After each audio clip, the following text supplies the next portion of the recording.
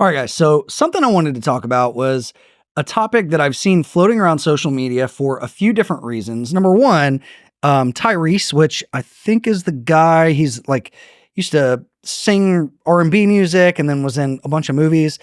He kind of went viral because he has this really messy public divorce. And he was, 50 Cent was like trying to warn him or something. And he said, she saw marriage as a business. We got married for a few years. She divorced me, took 50% of my lifetime savings. And, you typically see this with wealthier guys that are established. And it's usually guys, but sometimes it's the other way around. And they get into a relationship. They fall head over heels. They marry. They don't get a prenup. And then the shit hits the fan and everything goes south. And then around the same time, I saw this guy on Twitter say, a prenup says, I love you, but I love my money more and want to protect it when we break up. This is a major red flag when committing to a lifetime marriage. And I literally busted out laughing when I saw this because I'm like, this is so bad. So I replied and I said, terrible take, my guy.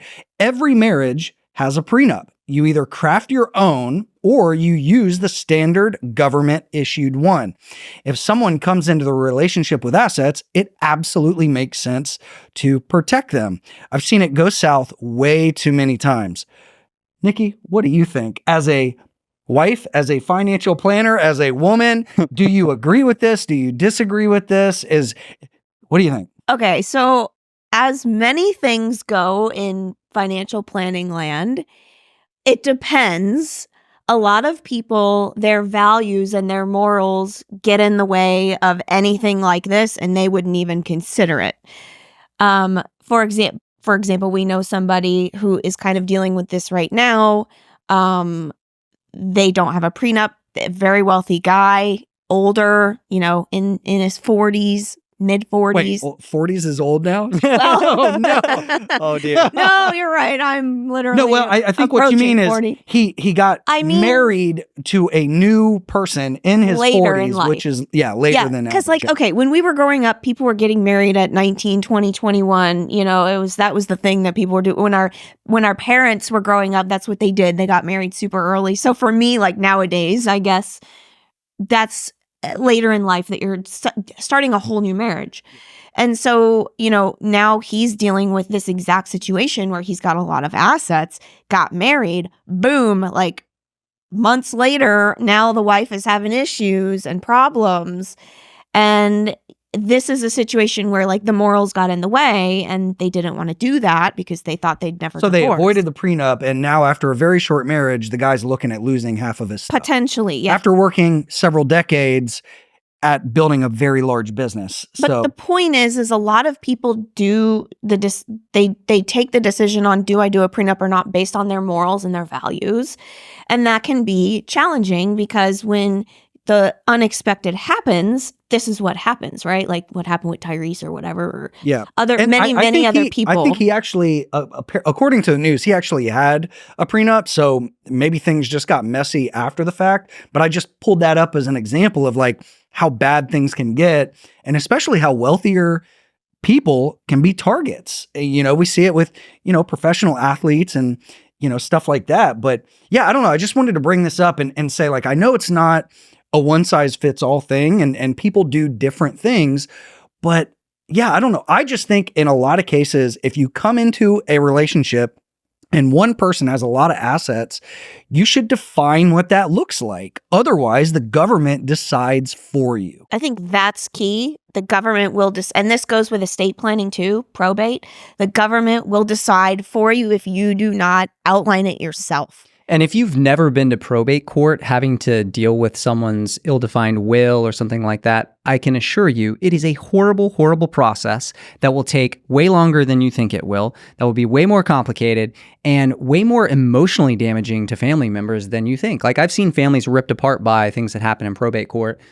The other thing too is this is an awkward conversation. I think sort of what this guy is alluding to is what a lot of people feel on the inside when they're excited about getting married to someone, but they feel a little bit ill about wanting to talk about it because it does make them seem greedy. It does make them seem like they're already planning ahead for a situation where the marriage might fall apart. But you kind of got to get over that because yeah, it's an uncomfortable conversation, but it needs to happen. And it's one of several uncomfortable conversations that need to happen before you commit to a joint life with someone. You're combining like your financials, you're combining, your value systems, you're combining, especially if you raise kids, that becomes very, very important. So I think it's a conversation that's really awkward to have, but you got to sit down and have it before you get married. And in a lot of cases, like you said, if someone is bringing in a mismatch of assets versus the other person, then, it can very well be a big deal, particularly for business owners who have an illiquid asset where all of a sudden now you have to divide 50% of the business, and if the business is private and not sellable at that time,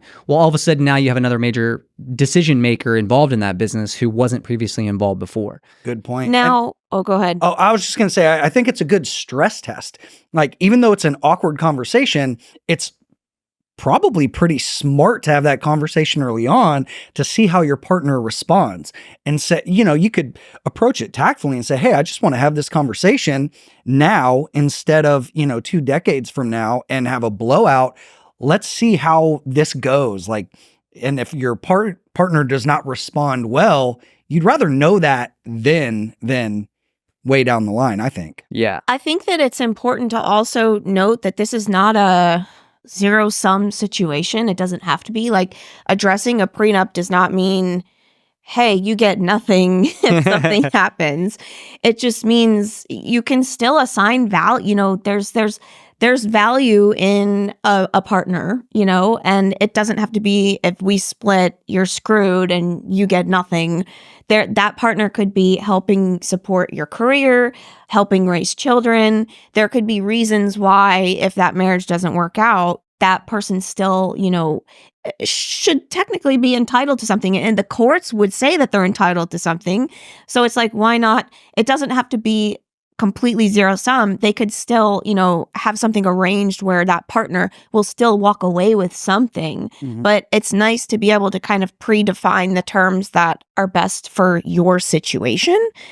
As many things in financial planning, everything can be catered to fit whatever unique thing you have going on. Yeah. And in a lot of states, there is the concept of, common property after you get married. So even community property. Yeah. So it's, it's in certain states, it may be the case that you have a prenup, but then anything that the family accumulates afterward is going to be shared, would be shared in a split. And so, you can sort of approach it that way too. Listen, we're going to build a life together. We're going to both live a very comfortable life. You're never going to have to, worry about not living a comfortable life. But we want to make sure that decisions get made for our assets by us and not the courts. And I think there's tactful ways to do it. And like you said, it's a barometer of how difficult conversations are going to go in the marriage. So you should have this conversation.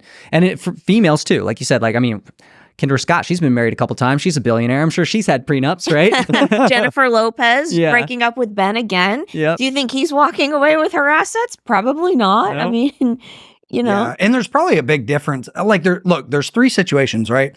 There's 2 people that have nothing, and then they build something together. There's a mismatch where you have one person that has a lot and one person that doesn't. And then you have like the celebrity example where Ben and J-Lo probably both have a ton of assets. So each one of those requires a different approach, I think. But I think it's just about being mindful and not hiding from that money conversation like a lot of people do. They're like, oh, it's awkward. I don't want this to be, what did this guy say? Oh, it's a red flag if you bring it up. No, I think it's a red flag to not have the confidence to talk about this stuff up front. Yeah, they say it's one of the top 2 reasons people get divorced in the first place is money issues and not communicating over money issues. And a lot of times it's like 2 different money styles that cause a divorce. Mm-hmm. I know for like my situation, my mom and dad divorced because of money, like disagreements and how to handle money completely like off the rails bad. So that led to their divorce, money. And so I'm a victim of that exact point, as many of us probably are. And I think that I know a lot of couples that deal with this. It's a big issue. Okay, so if you have a client that comes to you and they're like, Nikki, you're an awesome CFP. We want you to give us a complete financial plan. By the way, we're getting married in 3 months and we're trying to figure out the money conversation. Do you suggest that a person gets a prenup?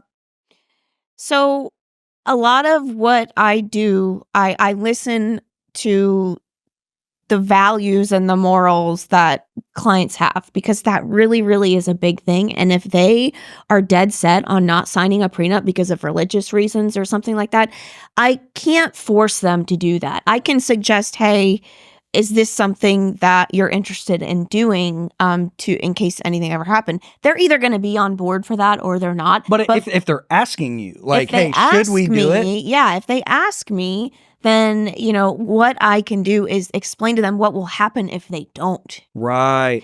And then they can say, oh, well, that sounds really bad. Or they can say, yeah, that doesn't sound too terrible, fine. Because sometimes people come into the marriage with the same amount of assets. And so, they make about the same income and everything's kind of equal. I know people that have done that and they're like, I'm not going to bother because we both came into the marriage with about the same. And, if we leave, whatever, but of course they would have probably benefited from a prenup. But yeah, you tell them what's going to happen if they don't and the different scenarios. And then that helps them kind of make that decision. Yeah. And I guess that leads to the larger question too of like just estate planning in general. Yeah, which is a great topic. I mean, this does kind of fall into that whole topic of estate planning, which is something people hate doing because it's literally facing your death and it's awkward. I remember when we did our estate plan, like it felt so awkward. Yeah. I mean, thinking through those, if somebody dies and the other lives and like, where does the money funnel to in that decision tree? It can feel awkward. But again, it's one of those things that you don't want to ignore just because it feels awkward. No, because I feel so much better knowing that it's done. Mm-hmm. Like it feels good to know that my wealth is going to go where it needs to go. And it's the same thing with, this situation with getting married, especially later in life, established careers, trying to put two lives together. It can get messy. It does get messy. I mean, the divorce rate is what, 50%, probably more than that. Yeah. At this point, that's the reality that we live in. It's not about like, yeah, it'd be great if people weren't divorcing, but the fact of the matter is they are. It happens all the time. Yeah. All right. Well, that's it, guys. Go and get a prenup.